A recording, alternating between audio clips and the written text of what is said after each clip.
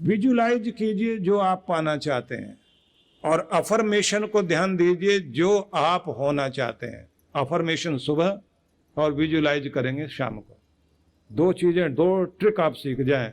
जो आप दुनिया में पाना चाहते हैं, जो वरदान आप पाना चाहते हैं, हर चीज आपको मिलेगी, बस टेक्निक आपको सीखनी है, नियम से उसे पूरा करना है, कमाल होना शुरू हो जाएगा।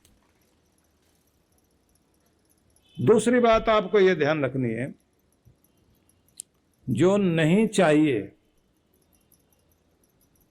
उसे बार बार दिमाग में मत दोहराओ, दोहराओ उसे जो चाहिए। गलती कहां होती है? जो नहीं चाहिए हमारा ध्यान उस पर रहता है। परेशान ना हो जाऊं, गरीब ना हो जाऊं, बीमार ना हो जाऊं, बुढ़ापा ना आ जाए, बीमारी ना लग जाए, निर्धन ना बन जाऊं, हार ना जाऊं, पीछे न रह जाऊं, मुश्किल ना पड़ जाए। जो आप नहीं चाहते उस पर दिमाग में जोर देते हैं,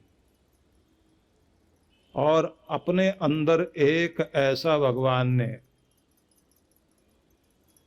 मन, जिसे आप कहेंगे अवचेतन मन, सबकॉन्शियस माइंड कह लीजिए, वो एक ऐसा पागल नौकर है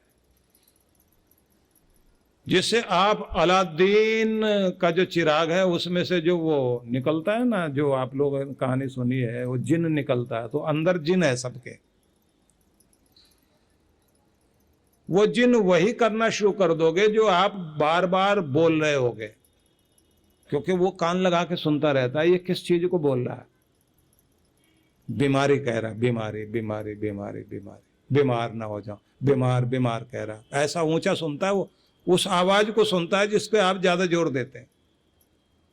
ध्यान से समझना इस बात को, जिस पे ज्यादा जोर देते हैं वो उसको सुनता है। बीमार ना हो जाओ, बीमार बीमार, वो समझता है ये बीमार कह रहा है, बीमार करो इसको। गरीब, गरीब ना हो जाओ, गरीब ना हो जाओ, किस पे जोर दे रहा है आदमी? गरीबी पर। ना हो जाओ को नहीं सुनता वो, ऊंचा सुनता हो ना कोई, तो उसे एक ही लाइन जो ज्यादा रिपीट कर रहे होगे ना, वही उसको सुनाई दे रही होती। तो आप समझ लेना, उसे सुनाई देगा ये कहता बीमार ना हो जाओ, गरीब ना हो जाओ, तो चलो करो इसको गरीब। तो चारों तरफ से गरीबी आनी शुरू होती है। अमीर हो रहा हूं, अमीर होता जा रहा हूं, नए नई चीजें मिलती जा रही, सबसे आगे पहुंचता जा रहा हूं, अब तो काम बनते जा रहे हैं। अब आपके दिमाग में क्या आ रहा है? अमीर होता जा रहा हूं, और नए नए आइडिया आ रहे हैं, अब तो और अमीर और अमीर और अमीर। अब वो जिन क्या सुनता है अंदर से? आदमी अमीर होने के लिए लगा है और बोल रहा अमीर हो जाओ, इसे बढ़ाओ आगे, बढ़ाओ बढ़ाओ बढ़ाओ। अब जैसे जैसे वो आगे बढ़ता जाता है, एक दिन उसे किसी काम में अड़चन आ जाए, कोई काम बनने में देर लग रही हो, अब वो बार बार बोलता नुकसान ना हो जाए, नया काम है, नुकसान ना हो जाए, नया काम। हो गया नुकसान शुरू, क्योंकि जिन ने सुन लिया, अब तो उसका काम बिगड़ेगा ही बिगड़ेगा। अब जैसे एक काम बिगड़ गया तो उसके बाद में सोचता है दूसरा भी शुरू हुआ तो कहीं काम ना खराब हो जाए, दूसरा हो गया खराब, एक और काम जो है पता नहीं क्या हो रहा है मेरे साथ में, अब तो सारी चीजें बिगड़ती जा रही, कुछ और ना बिगड़ जाए, तो और थोड़ा थोड़ा काम खराब हो गया। अब उसके दिमाग में आता किसी ज्योतिषी के पास चलते हैं, उसके पास गया और जाकर के बोला 3 बार ऐसा हुआ, मैं इतना आगे बढ़ता जा रहा था, 2-3 काम तो मेरे इतने टाइम से 4-6 महीने से ऐसा हुआ, मेरे काम बिगड़ते जा रहे हैं। अब उसने भी कोई ग्रह दशा ढूंढ ली, तेरे ऊपर राहु है, केतु है, फलाना है, सारे ग्रह नक्षत्र उसी के पीछे लगा देगा वो। अब जैसे उसने बता दिया इसके कारण गड़बड़ है, अगर ग्रह भी ठीक है तो कहेगा तो वास्तु दिखा अपने घर में, कौन सी जगह नीची है कौन सी ऊंची, वो आपके घर में गड्ढा खुदवा देगा, कोई दीवार तोड़वा देगा आपके। अगर घर भी ठीक ठाक निकल आया तो फिर आदमी कहता थोड़ा न्यूमरोलॉजी के हिसाब से देखो, तुम्हारे नाम के अक्षरों में कोई समस्या है। आदमी अपने नाम को आड़ा तिरछा कर देगा, कोई डबल ए लगा देगा, डबल ई लगा देगा, नहीं तो डबल आर लगा देगा अपने नाम में, कुछ ना कुछ करेगा जरूर। वो करने के बाद में फिर उससे कहते हैं महाराज अब ठीक हो जाएगा। बोले होना तो चाहिए, अगर उसका विश्वास पक्का हो गया फिर तो ठीक हो जाएगा, फिर तो ज्योतिषी भी पक्का निकल आया, बहुत सही है। उसके पास गया था, मैंने डबल आर लगाया, मेरा काम बन गया। अब उसके डबल आर लगाने से काम नहीं बना, आपका विश्वास बनने से काम बना कि अब मेरा काम बनना शुरू हुआ। ध्यान रख लेना जो मैं बता रहा हूं, ये टेक्निक। अगर आपका विश्वास गरीबी पर चला गया कि इन दिनों काम बिगड़ रहे हैं, तो मैग्नेट उसी को खींचेगा। अंदर बैठा हुआ जिन यही काम करता है, वो जिन कुछ और नहीं, आपका अवचेतन मन है। इसको ट्रेंड करने के लिए मंत्र चाहिए, इसके ट्रेंड करने के लिए आपको विधि चाहिए, इसको ट्रेंड करने के लिए सही गुरु का आशीर्वाद चाहिए। भरोसा पक्का हो तो रोज आप नई नई चीजें लेकर आओगे। मैंने 1 साल एक काम किया, रोज रात को ज्योतिष का फल पढ़ना शुरू किया। सुबह सुबह नहीं, सोने से पहले रात को 9:30-10 के लगभग मैं खोल के देखता था कि आज का दिन कैसा रहेगा, उसमें जो लिखा हुआ होता है। तो पढ़ने के बाद मैं देखता था कि दिन तो बहुत अच्छा बीता है, इसने तो बड़ा खराब बताया है। तो फिर मैं मजा लेता था उसका, और मजा लेने के लिए क्योंकि लोग चुटकुले पढ़ते हैं, मैं उसको पढ़ा करता था। और बाद में उसके बाद विश्वास ये होता था, हो सकता दिन खराब रहा हो, लेकिन मेरा विश्वास अच्छे में था, इसलिए मेरे विश्वास ने मुझे सब अच्छा दिया। और अगर सवेरे पढ़ लेता तो मेरा विश्वास टूट जाता, जो मैं अपनी हिम्मत बनाता वो उसके कारण खराब हो जाती। फिर मैंने पूरे साल का मंगवा के देखा। जब साल बीत गया ना, पिछले साल का कोई महीना ऐसा नहीं था उसमें जो अच्छा बता रखा हो। सारे महीने में थोड़ा कोई महीने में मिला जुला रहेगा महीना, किसी में कुछ लिखा हो। मैं सोचने लगा पूरा साल तो इतने आनंद से बीता है। उसके बाद में वो उठा के मैंने माथे से लगाया और कहा कि पता नहीं, जिसका मुबारक है उसके लिए तो बहुत अच्छा है। हमको तो एक ही बात का पता है कि जब उसका भरोसा है तो फिर उससे बड़ा ज्योतिष दुनिया में कोई नहीं। इसका मतलब ये नहीं है कि ज्योतिष शास्त्र गलत है। अगर सही बताने वाला हो तो आपका विश्वास मजबूत करेगा। विश्वास में वो कहेगा, आपकी भक्ति, आपका कर्म आपको आगे ले जाएगा। विश्वास में वो आपको बताएगा थोड़े दिन बर्दाश्त करने के हैं, अकड़ना नहीं, नरम होके चलना, लेकिन कर्म नहीं छोड़ना, भक्ति नहीं छोड़ना, परमात्मा साथ देगा। कर्म से भाग्य बढ़ता है और दुष्कर्म से भाग्य बिगड़ता है। नाम जपने से बढ़कर दुनिया में कोई ताकत नहीं। तो कृपा होती, लेकिन ऐसा बताने से किसी ज्योतिषी को फायदा होता ही नहीं। फायदा कैसे होगा? जब तक 4 ग्रह आपके सिर पर ना छोड़े तब तक उसको कुछ फायदा होने वाला नहीं। डराने में फायदा है ना, तो इसलिए जितना डराएगा उतना अच्छा। राजा का भाग्य पढ़ने के लिए ज्योतिषी ने अपने बेटे को भेज दिया। अब बेटे ने जाते ही देखा भाग्य, और देखने के बाद कहा, आपके तो कुल खानदान के सारे मर जाएंगे, बस आप अकेले ही होगे, रोने के लिए बैठे दिखाई दोगे। राजा ने कहा, पकड़ो इसको, फांसी चढ़ाओ। जैसे फांसी चढ़ाने के लिए ले जाने लगे तो उधर ज्योतिषी को पता लगा कि उसने तो कुछ गलत कर दिया। तो उसने कहा, जी इसको पढ़ने में थोड़ी सी गलती हुई है। ये बता रहा है कि आप इतने लंबी आयु वाले होंगे कि आपके घर में सबसे ज्यादा लंबी आयु आप पाएंगे, सबसे भाग्यशाली आदमी आप होंगे। इस बेचारे के कहने में गलती है, लेकिन बात इसने सही पकड़ी है। ये कहता है कि इतनी लंबी आयु वाला व्यक्ति, ऐसा तेजस्वी, ऐसा अच्छा राजा, जिसने अपने जीवन में सबसे लंबी आयु पानी है, आपके खानदान में इतनी लंबी आयु किसी की नहीं होगी जितनी आपकी होगी। राजा बोला, फिर इनाम दो इसको। जब उसको लेके बाहर आ रहा था ज्योतिषी, उसने कहा, बेटा यहाँ शब्दों का खेल है। अगर किसी को ये बोल दिया कि ऐसा ऐसा तेरा बुरा हो जाएगा तो लगेगा कि ये आदमी बहुत खराब है। बोले, हम तो भाग्य पढ़ने वाले लोग हैं। बोले, नहीं, भाग्य नहीं पढ़ो, लोगों की इच्छा की रेखा पढ़ो। वो चाहता क्या है? क्या सुनना चाहता है, जो वो सुनना चाहता है वो सुनाना शुरू करो तो माला माल हो जाओगे।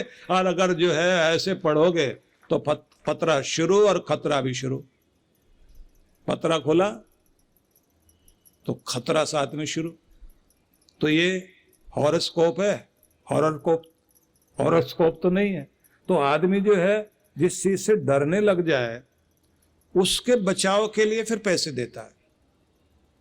मैं क्या बताना चाहता हूं, विश्वास बनाओ उसमें जिसे पाना चाहते हो, उसमें विश्वास मत बनाओ, उसकी चर्चा में सारा दिन मन मत लगाओ जो पाना ही नहीं चाहते। जो पाना चाहते हो उसी की लिस्ट बना लो। लिस्ट बनाने में भी नियम है। क्या क्या पाना चाहते हो जिंदगी से उसको आप लिख करके रखिए कागज पर, तो 15-20 चीज निकलेंगे। 15-20 चीजों में से आप फिर दोबारा विचार करना सबसे खास कौन सी है, तो फिर आप कम करते करते 5 पर आ जाओगे। तो उसके बाद आपसे कहा जाए सबसे पहले सबसे जरूरी क्या चीज है, तो फिर 1 पर आ जाओगे आप। जब 1 पर आ जाओ उसी पर मन टिका लेना, बस 1 के बाद दूसरी सीढ़ी, तीसरी सीढ़ी, सब कुछ मिलना शुरू हो जाएगा। अगर 20 पर ध्यान दोगे तो 1 नहीं मिलने वाली, ये याद रख लेना। मांगो भले ही 20, नियम ये बना लेना कि 20 से 1 पे आना है, 1 से शुरुआत करनी है। तो अगली बात सुन लीजिए। आपने ये समझ लिया कि परमात्मा ने अपनी दिव्य शक्तियां मनुष्य के अंदर छिपाई, एकाग्रता से उनको पाने के लिए और अंदर झांकने के लिए गुरु की विधि के अनुसार आपको चलना होगा। अपनी बिखरी हुई वृत्तियों को केंद्रित करना होगा। जैसे आप केंद्रित करना शुरू करेंगे कृपा होनी शुरू होगी।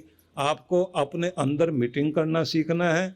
मीटिंग करने का नियम यह है कि कागज पेन लेकर के आप बैठेंगे, आपकी जो समस्या है उसके बारे में विचार करेंगे, आपको क्या उपाय सूझता है उसके बारे में आप सोचिए, और रात में मेरी चीज़ें ठीक हो जाएंगी, निश्चित रूप से ठीक हो जाएंगी, मेरे प्रभु की कृपा है, ऐसा मन में भाव लेकर के नाम जपते सो जाइए।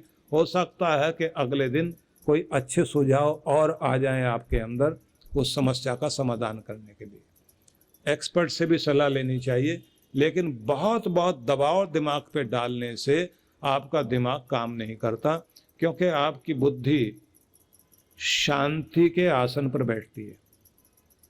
ध्यान देना, आपकी बुद्धि, आपकी अक्ल शांति के सिंहासन पर बैठती है। अशांति जैसे होने लग जाती है, आग जलाना शुरू करोगे, तनाव पैदा करोगे, अक्ल वहां से उठ के भाग जाएगी। अगर अक्ल का ठीक उपयोग करना चाहते हो, दिमाग को जितना शांत कर सकते हो शांत करना सीख जाओ। इसलिए गुरु सबसे पहले आपको शांति के आसन पर बैठाकर शांत होना सिखाता है। दूसरी चीज सिखाता है एकाग्रता। तीसरी चीज है कि अपना गोल सेट करो, लक्ष्य निश्चित करो, क्या पाना चाहते हो। फिर कहता है अब चुंबक से, अपने अंदर के मैग्नेट से उसे खींचना सीखो। फिर साथ में सिखाता है मंत्र का माध्यम लेकर देवताओं की कृपा साथ जोड़ लो, जिससे वो चीजें आपकी तरफ आनी शुरू हो जाए। और ये याद रखिए, इस देश को सोने की चिड़िया कहा गया। सोना चांदी हीरे ज्वारा सब कुछ था यहाँ, लेकिन इतनी बड़ी टेक्नोलॉजी जो हम लोग सोचते हैं ना, जैसे यूरोप अमेरिका वालों ने खड़ी कर दी, अपने यहाँ भी थी, लेकिन हमारे ऋषियों ने इतना ध्यान उन पर नहीं दिया। वो लोग दिमाग से सोचते थे, उसके लिए प्रयोग करते थे, और धन माल सब कुछ था यहाँ, क्योंकि उनको कमाना भी आता था, उसे बढ़ाना भी आता था, आनंद में जीना भी आता था। बस एक चीज की कमी रही हमारे यहाँ, हम भोले लोग तो बहुत थे, पर हम शिव जी को पूरा समझ नहीं पाए। शिव जी हैं भोले भाले, तो भोले तो वो हैं लेकिन भाले भी हैं। अब आपको भोला तो होना चाहिए। अगर मधुमक्खियां मधु तैयार करती हैं तो डंक भी बहुत बढ़िया रखती हैं। भगवान ने शहद देने के बाद कहा था मधुमक्खी से कि देख, तेरे पास दुनिया में एक कारीगरी होगी, तो फूलों के पास जाकर वहां की मिठास भी लेकर आएगी और मिठास तैयार कर देगी, और तेरी जैसी मिठास दुनिया में कोई दूसरा बना नहीं सकता। सबसे बढ़िया मिठास तो बनाएगी। और तेरी मिठास कभी खराब भी नहीं होगी। कितना भी पुराना शहद क्यों ना हो, जो असली है वो खराब कभी नहीं होता, वो कामयाब ही रहता है। ये गुण तुम्हें दिया जा रहा है। तो मधुमक्खी से ये कहा, लेकिन तेरा शहद छीनने के लिए पूरी दुनिया दौड़ेगी तेरे पीछे, तो तेरी पूंछ में ही डंक दे रहा हूं, अपना बचाव इसी से करेगी, नहीं तो हर कोई बच्चा भी आके छीन के ले जाएगा। तो हम भारतीयों ने बहुत साधना की, बड़ा खजाना इकट्ठा कर लिया, लेकिन हम लोग जो है भोले की उपासना करते रहे, भोले का आधा ही रूप याद किया, भोला भोला भोला भोला, भोले को भोला भाला नहीं कहा। तो जब हमने भोला भाला, आप देखिए ना कि हमारे सारे देवी देवता अपने हाथ में साज लिए बैठे हैं। शिव जी डमरू बजा रहे हैं, कृष्ण भगवान बांसुरी बजा रहे हैं, सरस्वती माता वीणा बजा रही है, सब कुछ ना कुछ बजा रहे हैं बैठ के। अब ये इतना आनंद में रहने वाले लोग, मतलब देवता हमारे, वो जानते हैं कि ये होने के बाद भी दया करती हुई जगदम्बा माँ करुणा कर रही हैं, अपने हाथ से खजाना बांट रही है। पर दुनिया कैसी है, इसका इलाज करने के लिए फिर माँ का एक दूसरा रूप प्रकट हुआ। एक नहीं, सबके देवी देवताओं के, सब देवताओं के 4 हाथ, दुर्गा माता के 8, और सब में हथियार। क्यों? कि लक्ष्मी अगर वरदान देगी तो लक्ष्मी ही तो श्री भी है। और ये ध्यान रख लेना, कहने के लिए हम कहें महाकाली, महालक्ष्मी, महासरस्वती, लेकिन शक्ति तो एक ही है। परम पूज्य सद्गुरुदेव श्री सुधांशु जी महाराज और डॉक्टर अर्चिका दीदी जी के पावन सानिध्य में विराट भक्ति सत्संग 23 से 26 मार्च 2023। कार्यक्रम की रूपरेखा, दिनांक 23 से 26 मार्च, सायं 4:30 से 6:30 बजे। 24 से 26 मार्च प्रातः 9 से 11 बजे। विशेष कार्यक्रम गुरु दीक्षा समारोह 26 मार्च 2023 दोपहर 12 बजे। सत्संग स्थल पीली कोठी चौराहा मुरादाबाद। आयोजक विश्व जागृति मिशन मुरादाबाद मंडल। संपर्क सूत्र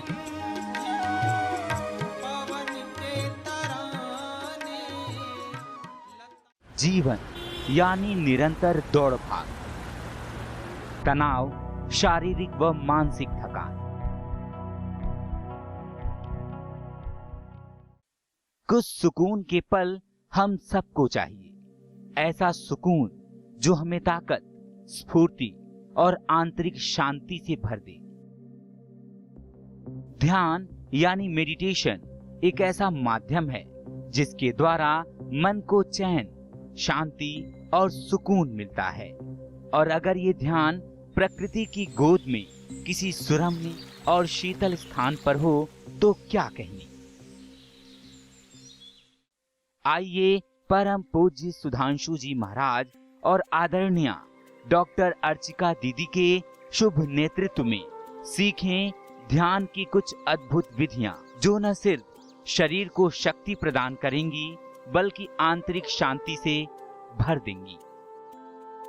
एक सुंदर अवसर है 5 दिवसीय ध्यान शिविरों में भाग लेने का और साथ ही लघु चंद्रायण तप में भाग लेने का।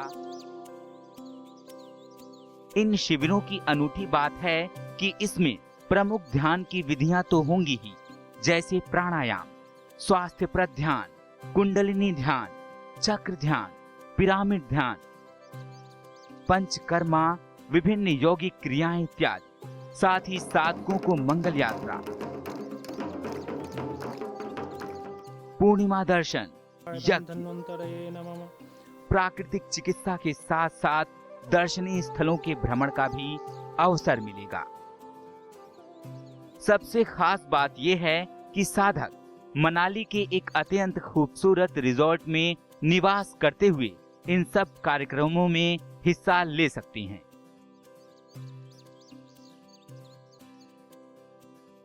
तो आइए परम पूज्य गुरुदेव और डॉक्टर अर्चिका दीदी के साथ मनाली चलें पहाड़ों पर कुछ दिन बिताएं, ध्यान की विधियां सीखें और पाएं एक तनाव रहित मन, स्वस्थ तन, आत्मविश्वास और सबसे बढ़ के आंतरिक शांति और सुकून।